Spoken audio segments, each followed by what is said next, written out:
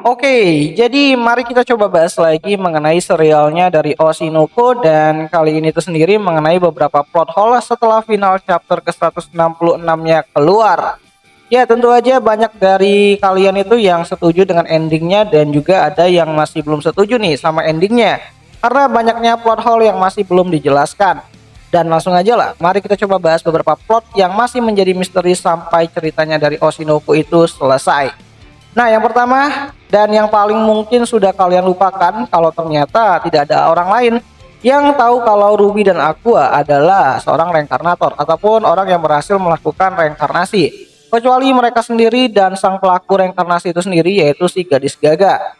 Di mana rahasia mengenai reinkarnasi Aqua dan Ruby sampai pada akhir cerita tidak pernah terbongkar. Di mana hal ini tuh disebabkan berita mengenai Ruby dan Aqua adalah anak Ai jauh lebih menarik untuk dikembangkan di dalam cerita. Sehingga konsep reinkarnasi itu sendiri sedikit demi sedikit mulai dilupakan. Ya, meskipun begitu, aku dulu juga pernah coba untuk membuat teori reinkarnasi di video yang cukup sudah lama banget sih sebenarnya, tapi masih bisa kalian tonton.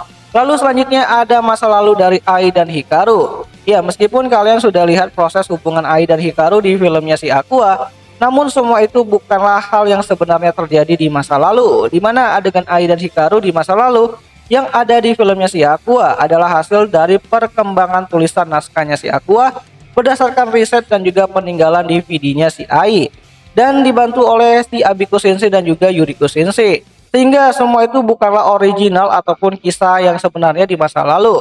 Dan sampai sejauh ini masih belum ada yang tahu bagaimana cerita asli dari masa lalu Ai dan juga Hikaru yang sebenarnya.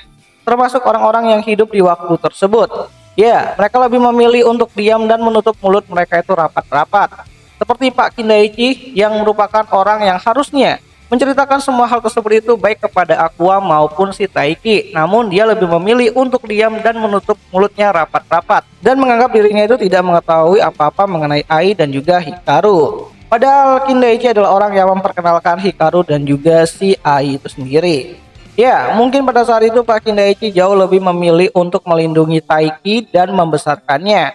Di mana hal itu juga berkaitan dengan alasan kematian dari Tante Airi dan juga Seijuro. Yang sampai akhir ceritanya Oshinoko itu sendiri masih belum diketahui kebenarannya. Apakah mereka itu beneran bunuh diri atau ada rencana ataupun campur tangan dari si Hikaru di dalamnya. Nah, menarik nih untuk dibahas ke depannya. So, hal kecil lainnya yang mungkin masih menjadi misteri adalah siapa nama asli dari Mimcho dan wajah asli dari Peon.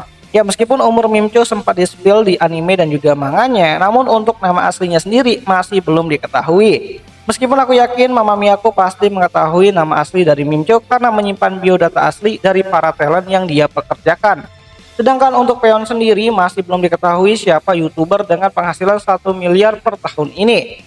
Namun dari para fans yang percaya kalau Peon adalah Kazeno, karakter berotot dari serialnya Kaguya-sama, mengingat dunia Kaguya-sama dan juga Oshinoko itu masih dalam satu universe.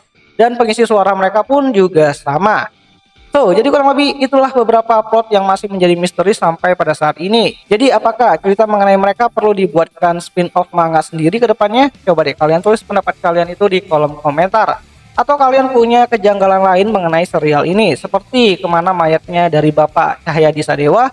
Coba deh kalian tulis di kolom komentar, siapa tahu menarik. Dan di akhir kata itu aja dulu mengenai video singkat kali ini, dan jika ada yang salah aku minta maaf dan sampai jumpa di video yang lainnya. Jani.